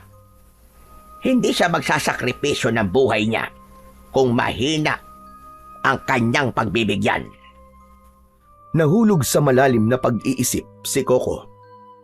Saka lamang niya naalala na marami pang pasyente na naghihintay sa kanila. Kaya naman, matapos na makapagpaalam si Coco sa matanda, ay mabilis siyang lumabas ng silid. Nakita nilang umaliwalas ang mga muka ng pasyenteng naghihintay sa kanilang paglabas. Ang mga napag-usapan natin, walang ibang dapat na makaalam. Makakaasa po kayo, Lolo Toyo. Marami pong salamat sa pagtulong niyo sa akin. Dahil sa panggagamot sa kanya ni Lolo Toyo, kahit paano, ay nagawa niyang makapaglakad nang walang nararamdaman na matinding sakit. Dumaan siya sa pintuan ng balkonay kung saan ay nilampasan niya ang mga naghihintay na pasyente sa matanda. Natanaw niya si Dingdong na matyagang naghihintay sa kanya. Nakangiti itong lumapit sa kanya. O ano? Kumusta na ang pakiramdam mo? Ayos na ako, Dingdong. Maginawa na ang pakiramdam ko. Kukunti na lang ang sakit. O paano? Tara, kailangan na nating umuwi. Pero ako, kailangan muna kitang iatid sa inyo. Wala rin naman akong maayos sa tirahan.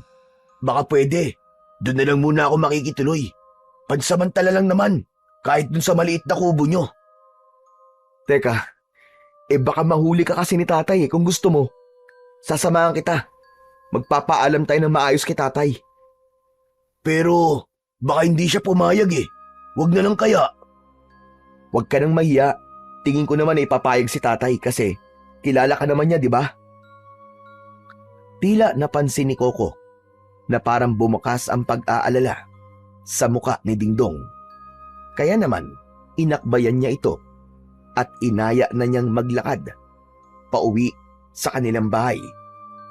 Ngunit pagdating nila roon ay nakita niyang nakatayo si Mang Ramon. Mukhang kanina pa ito naghihintay sa kanya. Madilim ang anyo ni Mang Ramon nang dumako ang tingin nito kay Dingdong. Sumalubong ito sa kanila, sabay hablot nito sa kanyang kamay, papalayo kay Dingdong. Lumayo ka sa kanya, Coco. Bakit magkasama kayo? Tay, ano po bang problema niyo? Layuan mo siya. Huwag ka magtitiwala sa kanya. Ikaw, paano ka nakawala sa drum? Mang Ramon, kusa po akong umalis sa drum. Wala pong kasalanan si Coco. Hindi pinansin ni Mang Ramon ang sinabi ni Dingdong. Sa halip, maigpit niya tong hinawakan sa kamay. Tay, saan niyo po dadalhin si Dingdong? Bitiwan niyo po siya. Wala siyang ginagawang masama sa inyo. Teka. Bitiwan niyo po ang braso ko, Mang Ramon. Nakikiusap po ako sa inyo. Pakawalan niyo po ako. Halimaw ka. Hindi ka nararapat sa pakiusap na yan. Tay, ano po ba nangyayari sa inyo? Kaibigan ko po siya. Bitiwan niyo po ang kaibigan ko. Bitiwan niyo si Dingdong. Huwag kang makialam dito, Coco, ha? Mamaya tayo mag-uusap. Kailangan maikulong ko siya sa drum. Huwag ka magtitiwala sa halimaw na to. Galit na galit si Mang Ramon nang kalad ka rin papasok sa loob ng kubo si Dingdong. Hindi lumaban ang kanyang kaibigan. Kahit may pagkakataon din itong tumakas. Kaya naman, hindi siya makakapayag na ikulong ng kanyang ama si Dingdong. Bigla niyang tinakbo ang pagitan nilang dalawang mag-ama. Kaya bago pa man makarating ang mga ito sa loob ng kubo, ay nabawi na niya ang kaibigan. Nahablot niya ang kamay ni Dingdong mula sa pagkakahawak ng kanyang ama. Saktong nabitiwan nito ang kamay ni Dingdong. Mabilis nang niyakap ni Coco ang katawan ni Mang Ramon para pigilan itong hawakan ulit ang kaibigan. Dingdong, sige na! Tumakbo ka na! Tumakas ka na! Bitiwan mo ako, Coco! Umalis ka sa harap ko! Huwag mo akong pigilan! Hindi mo alam ang ginagawa mo! Coco, hindi ako aalis! Umalis ka na! Bilisan mo! Hindi mo alam kung ano mangyayari sa'yo kapag hindi ka pa umalis! Hahanapin na lang kita! Sige na! Tumakas ka na! Takbo na!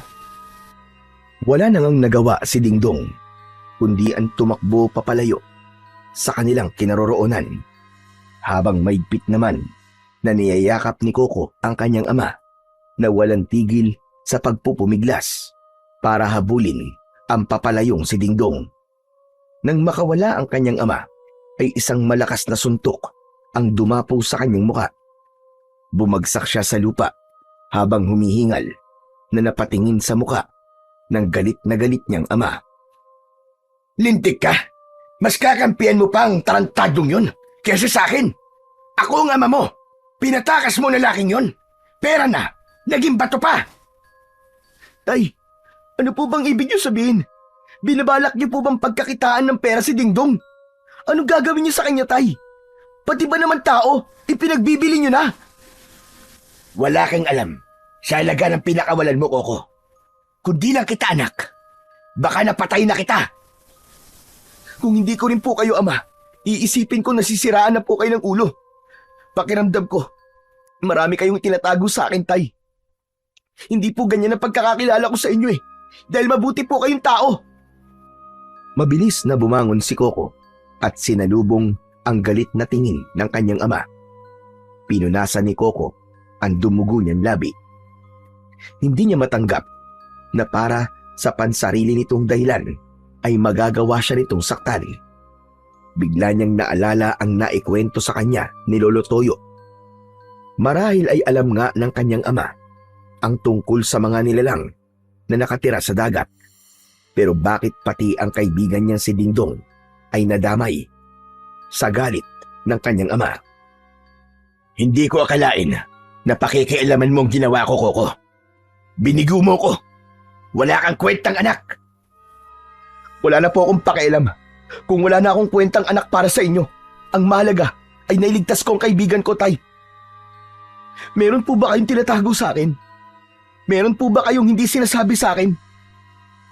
Alam ko po ng gabing yun, hindi isda ang sumalakay sa atin sa balangay. At hindi rin po kayo maghahanda ng ganun sandata para lamang sa isang isda. Ang totoo, hindi po isda ang hinuhuli nyo, kundi ang aswang na magindara. Dahil maaari kayong kumita na malaking halaga para sa mga sirena na mahuhuli nyo. Pero si Dingdong, Tay, tao po siya, hindi siya hayop, at lalong hindi siya magindara. Ang hina talaga ng isip mo. Hindi lang babae ang magindara, Coco. Meron ding lalaking katulad ng mga tao na kapag paparami sila ng lahi sa pamamagitan ng kanilang pagtatalik. Kaya ang kaibigan na tinutukoy mo, alam ko, hindi siya tao. Isa siyang sokoy. Tao po siya, Tay, tao siya. Nabulag lamang po kayo sa paniniwala nyo. Ang nilalang na hinahanap nyo ay sa tubig lamang matatagpuan. Wala po rito sa lupa. Kaya wag niyo po sasaktan ang kaibigan ko. Dahil ako makakalaban nyo. Huwag mo kong hahamunin. Sinasabi ko sa'yo, kaya kitang patayin kapalit ng sokoy na yon. Hahanapin ko siya. Ibabalik ko siya sa kubo. Sa susunod na makialam ka sa gagawin ko, kakalimutan kong anak kita. Tay, hindi niyo po ito gagawin. Hindi po kayo ganyang kasama. Dati na akong masama. Basta sa pera, wala akong hindi kayang gawin kapalit ng limpak-limpak na salapi. Ang kaibigan mo, siyang kayamanan ko. Hindi siya ordinaryong tao, maniwala ka. Yayaman tayo sa kanya, anak!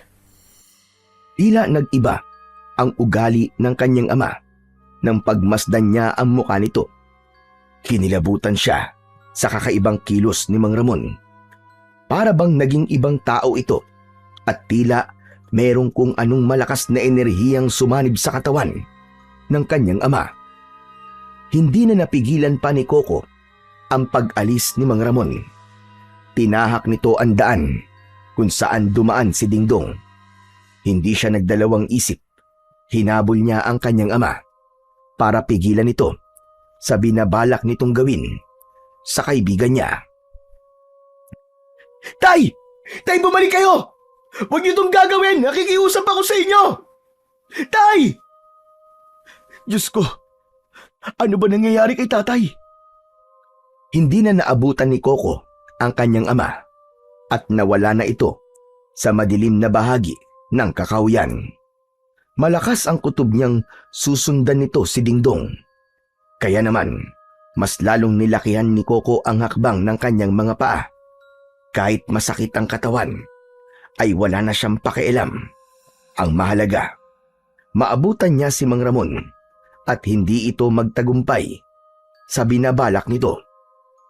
Pagkalipas ng ilang minutong pagtakbo, ay tuluyan nang nawala sa kanyang paningin ang kanyang ama hanggang sa makarating siya sa dalampasigan. Naramdaman niya ang buhangin sa kanyang talampakan. Walang bakas ng paa sa buhangin na magsasabing dumaan doon ang kanyang ama. Diyos ko, nasa na po si tatay? Huwag niyo po sanang paintulutang makagawa ng kasalanan si tatay. Tulungan niyo rin po ang kaibigan ko. Tulungan niyo po akong mahanap silang dalawa. Inilinga ni Coco ang kanyang paningin sa paligid ng dalampasigan. Ngunit wala ang kanyang ama. Tanging ang balangay lamang ang naroon. Ngunit walang ingay siyang naririnig na magsasabi na may tao sa loob ng sasakyan. Isang malalim na buntong hininga ang pinakawalan niya bago muling tumakbo para hanapin ang kanyang ama. Naramdaman niya ang punyal sa kanyang tagiliran, maging ang mutya sa kanyang bulsa. Naalala niyang naitabi niya ang mga sandata bago pa man siya makita ni Mang Ramon. Nasaan na kaya sila? Saan kaya nagtago si Dingdong? Akma na sanang aalis si Coco sa lugar na yon nang marinig niya ang galit na boses ng kanyang ama na inuutusan ang mga kasama nito na kailangang ihanda ang balangay. Mabilis na nagtago si Coco sa likod ng puno ng nyog. Mabuti na lang at nag-aagaw dilim at liwanag na ng mga sandaling yon. Umalingaw-ngaw ang malakas na boses ng kanyang ama sa katahimikan ng paligid, habang ang ingay ng hampas ng alon ay nagdulot naman ng kaba sa dibdib ni Coco. Sige na! Bilisan niyong kumilos! Hindi pa yun nakakalayo. Siguradong bumalik siya sa tubig. Kayo na maganda ng lantaka. Uubusin natin silang lahat. Diyos ko, bakit nila kailangan gamitin ang lantaka? Delikado yun sa mga corals. Hindi maaari. Marami ang mamamatay na isda. Talagang nasisiraan na ng ulo si tatay. Hindi siya maaaring magtagumpay sa kanyang gagawin. Kailangan mapigilan ko siya.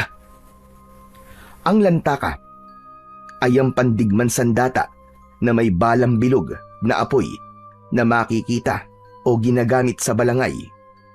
Isang uri ng maliit na kanyon na karaniwang nakakabit sa mga bangka. Ginagamit ito ng mga mandirigmang Pilipino noong panahon bago dumating ang mga Kastila hanggang sa panahon ng kolonyalismo. Ang bala nito ay maaaring bakal, bato o minsan ay pinapaputok ng may apoy kaya nagmumukhang bolang nagliliyab. At yun ang ginagamit ni Mang Ramon kapag merong banta ng kalaban sa gitna ng karagatan. Hindi maiwasan ang hindi mag-agawan ng teritoryo, lalo na kapag tungkol sa likas na yaman ng dagat. Kaya isang palatandaan yun na hindi nagbibiro si Mang Ramon. Maingat at magaan ang hakbang ng mga paa ni Coco nang sumunod siya sa mga tauhan ng kanyang ama. Kaya hindi niya napapansin ang anino rin na nakasunod sa kanya. Si Dingdong ay lihim ding nagmamatsyag sa ginagawa ni Mang Ramon. Kaya nang magkabanggaan sila, ay pareho pa silang natumba sa buhangin. Naramdaman ni Coco ang pag-igik ni Dingdong dahil sa sakit. Koko! Koko, ikaw ba yan? Oo, ako to. Anong ginagawa mo rito? Hinahanap ka nila. Dapat nagtatago ka. Kailangan ko sundan si Mang Ramon. Gusto kong malaman kung bakit siya gumagamit ng ganun sandata. Kailangan mapigilan siya bago niya masira ang tirahan ng Reyna. Malalagay sa panganib ang buhay ng tatay mo, panigurado. Ha? Anong ibig mo sabihin? Kapag nasira ni Mang Ramon ang tirahan ng Reyna namin, mamamatay siya. Kaya kailangan natin siyang pigilan. Paano mo nalaman ng tungkol sa Reyna? Wala nang oras, Koko. Kailangan na nating magmadali. Wala lang sa tamang pag-iisip ang tatay mo. Ginagamit na siya ng aming Reyna para sirain ang aming tirahan. Nakita ko ang bakas ng itim ng kapangyarihan sa mga mata niya. Nang gabing sinalakay kayo ng mga aswang na magindara, nabalot na ang kanyang pagkatao ng hipnotismo ni Reyna Alena. Saan na ako magpapaliwanag? Tara na, kumilos na tayo! Wala nang nagawa si Koko nang hilahin siya sa kamay, paakyat sa balangay. Mabilis ang tibok ng kanilang puso na tinahak nila ang daan, paakyat sa itaas ng bangka. Abala ang mga tauhan ni Mang Ramon, kaya naman hindi namamalayan ng mga ito na nakasakay na ang dalawang magkaibigan. Sa likod ng dalawang drum, nagtago ang dalawa habang pinakikiramdaman ang kanilang paligid. Maya-maya pa ay naramdaman nila ang malakas na paggalaw ng balangay. Indikasyong nagsisimula na silang maglayag papunta sa laot. Ang buong akala ni Mang Ramon ay bumalik si Dingdong sa dagat, kaya siguro naisipan itong bumalik sa laot. Umalingaw-ngaw ang tunog ng balangay habang naglalayag, kasabay ng malakas na boses ng kanyang ama. Nag-uutos ito sa mga tauhan na pumwesto malapit sa mga lantaka upang maghanda sa pagsalakay ng mga nilalang na aatake sa kanila. Habang sina Koko at Dingdong ay abala pa rin sa pagmamasid sa mga tauhan ng kanyang ama, ang iba naman ay inihanda ang malalaking lambat na gawa sa lubid. Hindi akalain ni Koko na ang nakita niyang paghahanda ng mga ito ay para sa mga nilalang na tahimik sanang namumuhay sa ilalim ng karagatan. Pagkalipas ng ilang oras na paglalayag, ay nakarinig sila ng malakas na alingaw-ngaw ng matinis na tinig. Masarap sa pandinig. Lahat ay natigilan. Tila natulala sa naririnig na tinig.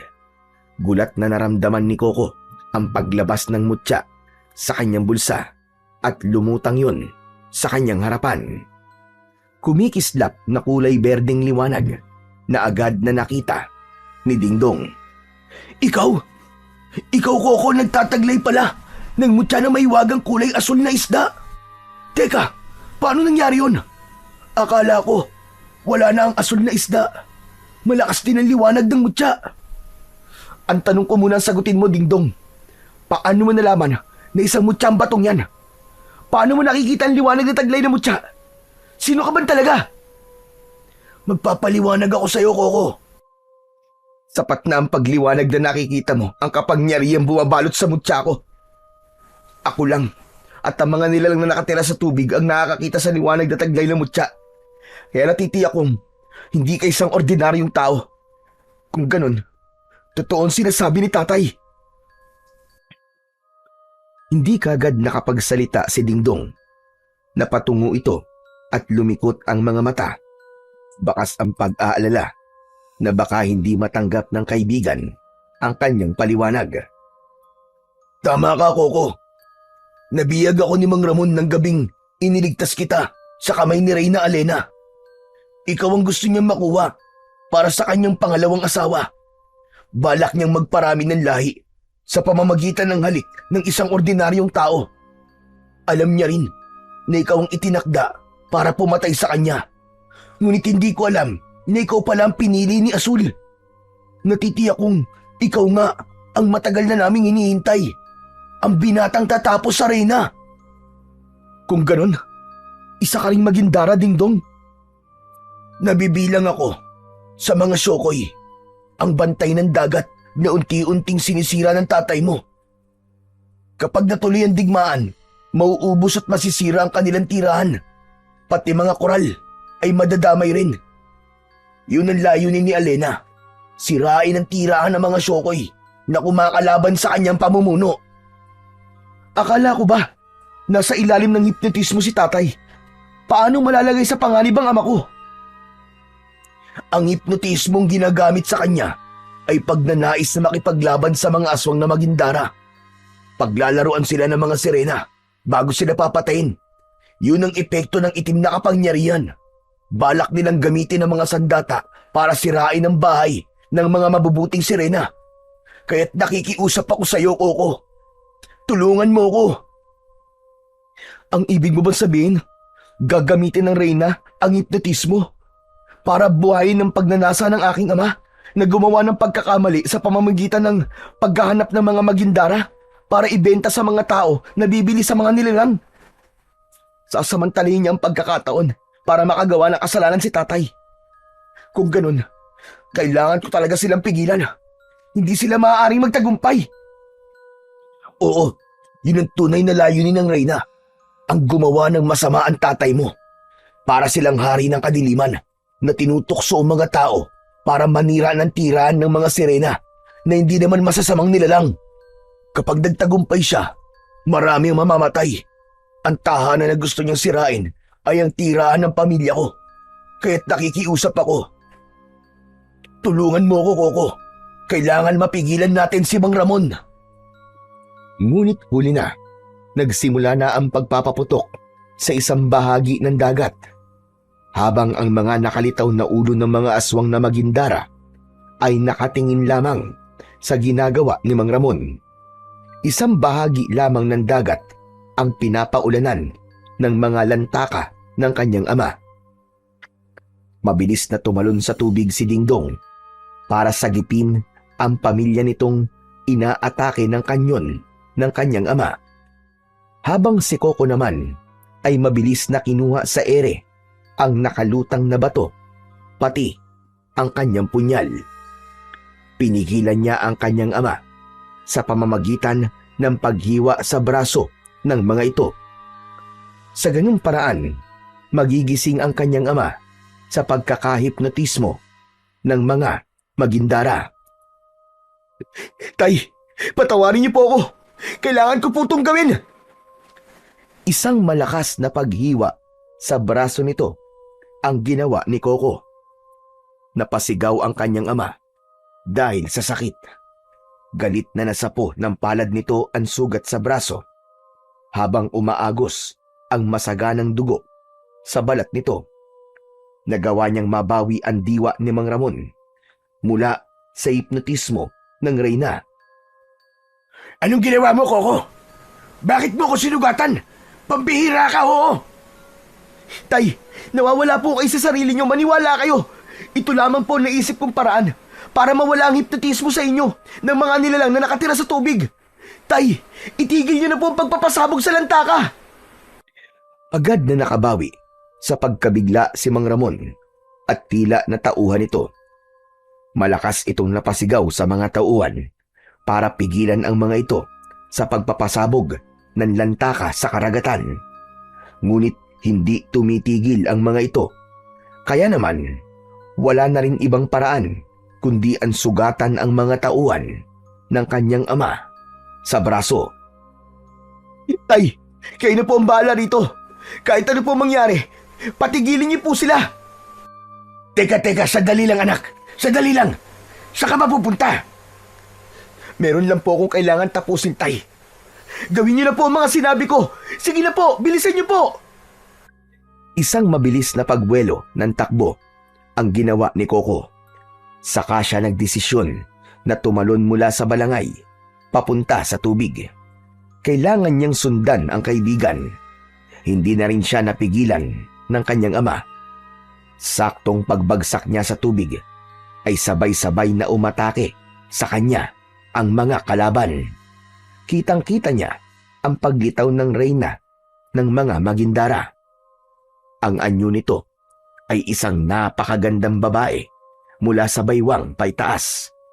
May balat na kumikislap na tila may bahid ng perlas. Ang kanyang mga mata ay asul at luntian. Kumikislap na parang tubig dagat sa ilalim ng buwan. Ang buhok ay mahaba at umaalon na parang alon sa dagat. Maitim na may kumikislap pa na bughaw at berde kapag tinatamaan ng liwanag ng sikat ng buwan. Ang buntot naman mula sa bewang pababa ay may makukulay na bughaw, luntian at pilak na kaliskis. Tila sumisinag ng liwanag ng dagat tuwing ito ay gumagalaw. Ngunit kapansin-pansin ang koronang gawa sa korales, kabibe at hiyas mula sa kailaliman ng dagat. Merong mga suot na alahas na gawa sa perlas. Hanggang sa nagsimula na itong umawit. Isang tinig na nakakabighani, ngunit nakakapinsala. Nagagawang akitin at bihagin ang sinumang makakarinig. Napalingon si Coco sa gawi ng balangay. Pero dahil sa sugat ng mga ito sa braso, ay wala ng epekto ang tinig sa kanyang ama.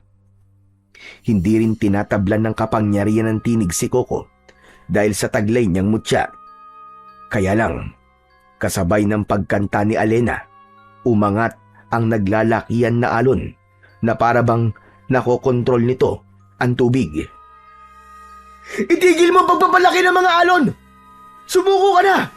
Kung ayaw mong tapusin ko ang buhay mo, kasama ng mga halimaw mong alagad! Sa wakas, bumaba ka rin sa tubig. Talaga palang, hindi ka tinatablan ng kapangyarihan ko. Pero ngayon, hindi ka na makakatakas. Mapapasakin ka na! Hindi! Hayop ka! Hindi ako mapupunta sa'yo! Ikaw ang hindi makakatakas sa akin! Sinisigurado ko yan! Marami ka ng pinatay na mga kababaryo ko! Ang dapat sa'yo ay mamatay at sunugin sa impyerno! Malakas ang loob mong lumaban sa akin, binata. Para sa akin, ay isa ka lang isdang dilis na kayang-kaya kong kainin ng buhay. Gusto mo bang unahin na kitang patayin? Mayabang ka! Hindi yan sinasabi! Ginagawa yan! Sige! Gawin mo! Mabilis na lumangoy ang reyna ng mga Magindara papunta sa kinaroroonan ng binatang si Coco. Agad itong lumitaw sa kanyang harapan at nagawa nitong kalmutin siya nang matutulis nitong mga kuko sa kanyang dibdib. Lumubog siya sa tubig. Naramdaman niya ang paghapdi ng kanyang sugat. Ngunit biglang naghilom ang kanyang sugat. Paglitaw niya sa ibabaw, ay nakita niya ang kaibigan niyang si Dingdong. Abala na ito sa pakikipaglaban sa iba pang mga kauri niya. Kitang-kita niyang nagkaroon ng palikpik, kaliskis at sandatang sibat si Dingdong. Ngunit nasugatan ang kanyang kaibigan, habang si Coco naman ay naramdaman ang paggapang ng mga kaliskis ng isda sa kanyang balat. Nagulat na lamang ang binata sa pagkakaroon niya rin ng pambihirang kakayahan sa tubig. Ang kanyang punyal ay itinaas niya sa ere at sa pagsisid niya sa ilalim ng dagat ay hinarap niya ang umataking nilalang. Nagpambuno silang dalawa ni Alena sa ilalim ng dagat. Muling tumama ang kalmot nito sa kanyang leeg. Ngunit kagaya ng nangyari kanina, naghilom yun na parabang mas lalong nadadagdagan ang kanyang kapangyarihan.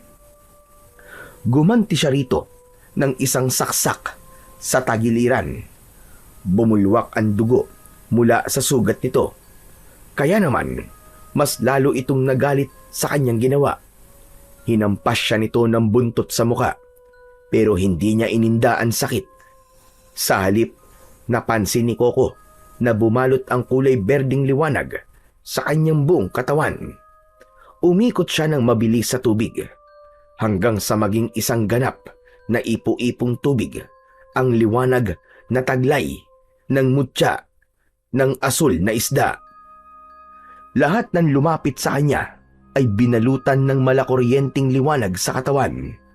Nagkikikisay ang mga katawan ng mga magindara na nahagip ng kanyang kapangyarihan. Natunaw ang mga ito sa tubig. Akala ni Coco ay yun lang ang dami ng mga aswang na makakalaban niya. Ngunit nagulat siya nang umalingaw-ngaw ang malakas na paghuni ng mga magindara sa paligid. Sumugod ang mga kalaban, batay sa galaw ng katawan ni Alena. Tila isa yung senyas ng pag-uutos ng labanan. Hindi mo ako basta-bastang matatalo. Kung hindi rin naman kita makukuha, ay kakainin na lamang kita ng buhay. Kasama ang mga kasama mo sa barangay. Mga kasama, atakihin sila. Butasin niyo ang kanilang sasakyan. Sumugod na nga ang mga alagad ng reyna. Bawat paglinga ni Coco sa paligid ay isa-isang lumulubog ang mga kalaban na magindara sa ilalim ng tubig. Sinugod ng mga ito ang sasakyan para gawin ang utos ng reyna. Narinig niya ang boses ni Dingdong na kanyang kaibigan habang nasa anyo itong isang syokoy. Oh, makinig ka sa akin. Puntiryahin mo, Reyna. Sa oras na mapatay mo siya, manghihina ang kanyang mga alagad. Siya lang ang kailangan mong talunin sa laban. Kumilos ka na, bago pa nila masira ang balangay ng iyong ama. Sige na, bilisan mo! Muling nakipaglaban si Dingdong sa mga magindarang aswang sa pamamagitan ng sandata nitong sibat na gawa sa matigas na koral. Bawat hampas ng sandata ng kanyang kaibigan ay nakikita niya ang pagbulwak ng dugo ng mga kalaban nito sa tubig. Habang si Coco naman ay hinarap ang papalapit na si Alena. Isang malakas na pagbigwas ng buntot ang tumama sa muka ni Coco. Tumalsik siya at lumubog sa tubig. Pagkatapos ay sinundan siya ng pagsaksak ng palikpik nito sa kanyang braso. Sinubukan niya ring saksakin ng reyna ng hawak niyang punyal, ngunit nasalag lang ito ang kanyang pag-atake. Mabilis naman na umikot si Coco at nakipaglaban sa reyna. Katulong nito ang marami nitong mga alagad na katulad din niyang magindara. Ang bawat hampas niya ay nag-iiwan ng alon ng liwanag na tumatama sa mga magindara. Pagamat marami sila, hindi siya nagpatinag. Hindi siya sumuko. Isa-isa niyang tinalo ang mga ito hanggang ang kanilang mga tinig ay naging bulong na lamang sa kailaliman ng dagat. Hindi siya talaga nagpatalo. Sa halip, muli niyang sinaksak sa dibdib si Alena na reyna ng mga magindara. Bumaon ng punyal sa dibdib nito, kasabay ng pagsuntok niya sa mukha nito gamit ang kanyang kamao na merong mutya ng mahiwagang asul na isda. Tumalsik ng malayo si Alena, ngunit hinabol niya ito ng langoy. Halos kasing bilis ng mga isda kung lumangoy ang binatang si Coco. Kaya bago pa man bumagsak sa tubig si Alena, ay nasalo niya na ito ng hawak niyang patalim. Bumaon ang punyal sa likod ni Alena. Tumulo ang dugo nito sa tubig. Ang malakas na alon ng dagat ay parang nawala. Lumitaw ang malakuryenteng liwanag sa katawan ni Alena dahil sa punyal na nakabaon sa likod nito. Hanggang sa unti-unting natunaw ang katawan ng reyna, kumalat ang kulay berdeng liwanag sa ibabaw ng tubig. Lahat ng tamaan ng liwanag, maliban kay Dingdong, ay lumulutang sa tubig habang bumubula ang bibig na animo ay nalalason. Yun ang kapangyarihang taglay ng mutya. At dahil lahat sila ay konektado sa reyna ng mga magindara, nadamay sila sa pagkamatay ng kanilang reyna. Samantalang si Dingdong naman ay nakaligtas dahil busilak ang puso nito at walang koneksyon sa reyna ng mga Magindara na si Alena. Umalingaw-ngaw sa paligid ang boses ni Mang Ramon. Anak! Anak, ayos ka lang ba dyan? Nagawa mo, anak! Natalo mo sila! Wala nang mga aswang! Umingala sa itaas ng balangay si Coco at nakita niyang nakabalik na sa dating katinuan ang mga kasama ng kanyang ama. Napangiti siya sa tagumpay na pagkakapanalo niya laban sa mga nilalang na nakatira sa ilalim ng dagat na matagal na nilang kinatatakutan. Lumapit sa kanya si Dingdong. Kaya naman, malinaw niyang nakikita ang itsura nito. Isang lalaking may matipunong katawan at may palikpik na nakadikit sa ulo nito. Ganon din ang palikpik nito sa tagiliran at ang buntot. Sapat ng patunay na hindi nga isang ordinaryong nilalang lamang ang kanyang kaibigan. Maraming salamat sa tulong mo, Coco. Aking kaibigan. Utang ko sa'yo ang aking buhay. At tatanawin ko yun na malaking utang na loob habang ako ay nabubuhay. Hindi, Dingdong. Ako ang iniligtas mo. Kaya ako ang tunay na may utang na loob sa'yo. Lalo na sa pagkakaligtas mo kay tatay. Hindi siya tuluyang nakagawa ng masama. Nangangako ko na hindi na kami gagamit ng pampasabog para manghuli ng isda. Narinig din ni Mang Ramon ang naging pag-uusap ng magkaibigan. Kaya mula sa itaas ng balangay ay malakas na sumigaw ang kanyang ama. Gagawin ko rin ang sinabi ni Coco, Dingdong. Patawarin mo kaming lahat. Muntik na namin masira ang karagatan. Ipinapangako namin na hindi na kami gagamit ng mga pampasabog para manghuli ng isda at hindi na muling maghahangad ng labis sa aming mga kinikita. Sa halip, magiging katuwang mo kami sa pangangalaga sa buong karagatan. Umaasa po ko na tutupad kayo sa pangako niyo, Mang Ramon. Para po sa ikakabalanse at kaligtasan ng lahat at ng kalikasan. Nang hindi na po maulit at magkaroon ng paggambala ng mga aswang na Magindara. Marami pong salamat. Paano, kaibigan? Kailangan ko nang umalis. Hanggang sa muli nating pagkikita. Huwag kang mag-alala. Nariyan lang ako sa paligid.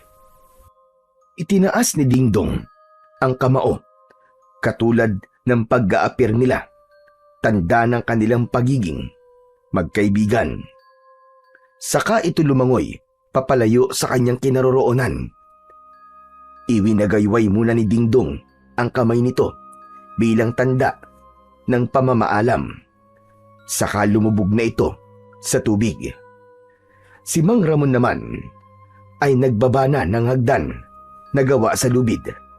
Saka lamang umakyat sa itaas ng balangay ang kanyang anak na si Coco. Kusang nawala ang liwanag sa kanyang katawan. Maging ang mga tumutubong kulay asul na kaliskis sa kanyang balat ay tuluyan na ring naglaho. Ang kanyang kakayahang makagalaw ng mabilis sa tubig ay nakatulong sa kanya para makamit ang tagumpay. Kaya ipinangako niya sa kanyang sarili na iingatan niya ang mutya ng mahiwagang kulay asul na isda. Pagsapit niya sa itaas ng balangay, nagpasalamat sa kanya ang mga tauhan ng kanyang ama. Lahat din ay may sugat na likha ng talim ng kutsilyo. Yun ang magsisilbing alaala nila na minsan ay nakakita sila ng aswang na Magindara. Saka sila umalis sa laot at naglayag pauwi sa kanilang bahay. Dala ang isang pangako na hindi na sila mangingisda at gagamit ng pampasabog para sa kanilang paghahanap buhay. Ituturing nilang malaking aral ang pagkakamaling nagawa na itinama ng isang bayaning tagapagligtas ng karagatan na si Coco. Magmula ng gabing yon ay hindi na kailanman nagkaroon ng pagkakataon si Mang Ramon na mangisda at magamit ang balangay. Nagsilbing alaala na lamang ang balangay ng sinaunang sining ng mga taga-Bicol, habang si Coco naman ay nanatiling tagapag-ingat ng kanyang mutya. Binabantayan nila ang karagatan laban sa mga taong gumagamit ng dinamita para manghuli ng isda. Naging miyembro din sila ng bantay dagat na pinamumunuan naman ng kanyang ama para sa pagpapanatili ng kaligtasan at kapayapaan ng karagatan. Ang labis at maling paggamit ng pampasabog ay nagdudulot ng kapahamakan, hindi lang sa kalikasan, kundi pati sa tao. Mas mainam ang responsabling pangingisda upang mapanatili ang balanse ng dagat at matiyak ang hanap buhay ng susunod na henerasyon. Kapag ang tao ay sobra ang paghangad, nagiging sakim at hindi na nakukontento sa kung ano ang sapat. Ang labis na pagnanasa sa yaman, kapangyarihan o anumang bagay ay maaaring magdulot ng kapahamakan. Maaaring masira ang kalikasan, masaktan ng kapwa o mawalan ng tunay na katahimikan. Dahil ang kasakiman ay parang tubig alat sa dagat. Kahit gaano karami ang inumin, mas lalo lamang tayong mauuhaw. Samantalang ang pagiging kontento sa kung ano ang meron ay magdadala naman sa atin ng kapayapaan, kaligayahan at mas matibay na ugnayan sa kapwa. Ang tunay na kayamanan ay hindi nasusukat sa dami ng ating nakukuha, kundi sa kakayahan nating makontento at pahalagahan ang mga biyayang ipinagkaloob sa atin ng Diyos na lumikha.